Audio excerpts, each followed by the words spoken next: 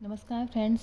महालया आश्विन कृष्ण प्रतिपदा से आरंभ होकर अमावस्या को पूर्ण होता है, जिसे पितृपक्ष भी कहते हैं। इस पक्ष में मृतक पूर्वजों को श्राद्ध किया जाता है। श्राद्ध करने का अधिकार ज्येष्ठ पुत्र अथवा नाती को होता है।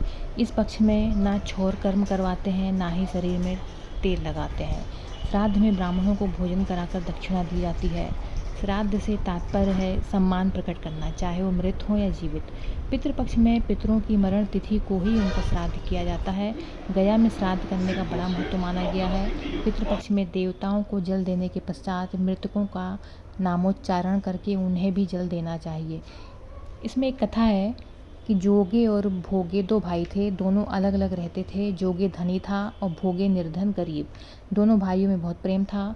जोगे की स्त्री को धन पर अभिमान था और भोगे की स्त्री बहुत सरल थी।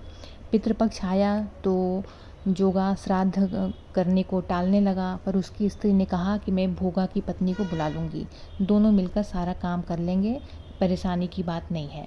उसने अपने पति को अपने पीहर न्योता देने भेज दिया। भोगा की पत्नी बड़े तड़के आकर काम में जुट गई। उसने रसोई तैयार की, अनेक पकवान बनाए। वो सारा दिन जेठानी के यहाँ काम से लगी रही। दोपहरी हुई, पितर भूमि पर उतरे। जोगे भोगे के पितर पहले जोगे के यहाँ गए तो देखते हैं कि उसके ससुराल वाले वहाँ भोजन कर चुके हैं।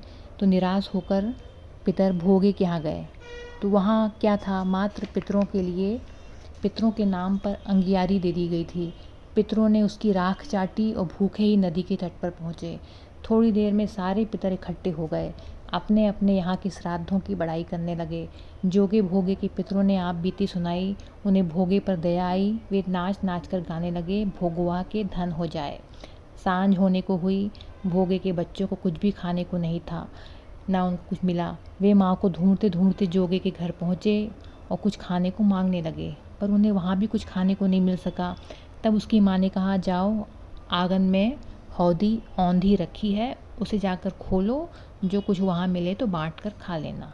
बच्चे वहाँ पहुँचे तो देखते हैं कि हौदी के नीचे मोहरे ही मोहरे हैं। दही चांदी की हो गई, पूरियाँ सोने की हो गई। वो पुनः माँ के पास पहुँची। उन्होंने सारी बातें बताई। घर आकर माँ ने देखा तो वो भी हैरान रह गई। भोगे धनी हो गया धन पाकर, पर वो इतराया नहीं। दूसरे साल पितृपक्ष आया। श्राद्ध के दिन भोगे की स्त्री ने 56 व्यंजन बनाए। ब्राह्मणों को बुलाकर श्राद्ध किया, भोजन कराया, दक्षिणा दी।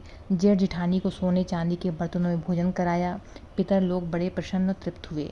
रात को जब जेठानी ने अपने पति से भोगे द्वारा किए गई श्राद्ध की बड़ाई की तो जोगा बोला, उसने मात्र सोचा, श्राद्ध भी नहीं किया, तुम्हारे मुँह पर थूका भी है। तो बेचारी बड़ी लज्जित हुई।